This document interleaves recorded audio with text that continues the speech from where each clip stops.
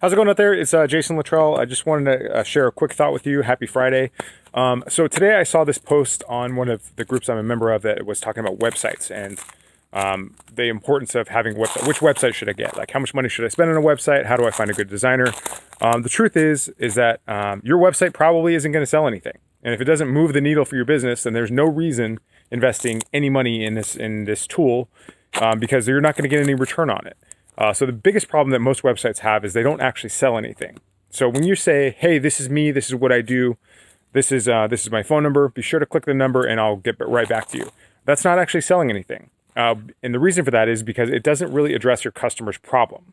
And so if you're not obsessed with your customer's problem, if you don't completely understand exactly what keeps them up at night, what their pain points are, what their hot button issues are, then there's no possible way that you can make a connection between what their pain points are and what your service is. And the reason you want to identify this and understand exactly what the problem is because when you present your service as the solution, then your value goes up exponentially. And when that happens, you don't have to necessarily compete on price.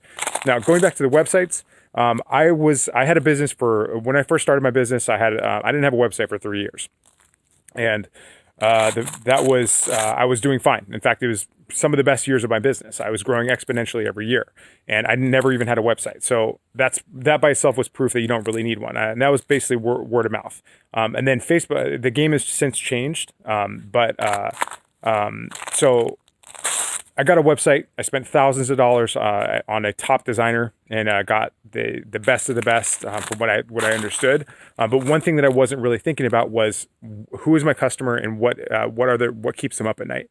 And so I eventually figured this out and took my website down and just put a landing page up because I didn't have any call to action saying, this is what I need you to do, and this is what the value that you get from it is. And I wasn't collecting information. So that's another big deal, is that a lot of people don't collect any information about their website visitors. So the point of the story is don't spend money on a website. Go to where your customers are, and go to where your customers are when they're explaining where their pain points are.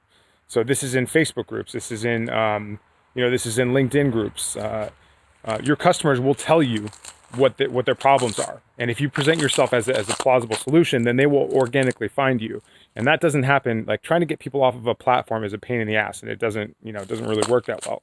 So what you ultimately want to do, that you want to collect information on them and make sure that you're presenting them offers via email. And that's after you've built trust and credibility. But yeah, so don't spend any money on a website. I see this all the time. People spend thousands of dollars on a website and there's absolutely no return on investment.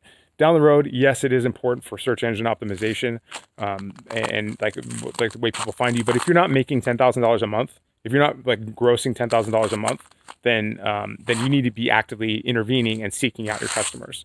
So I hope this is helpful.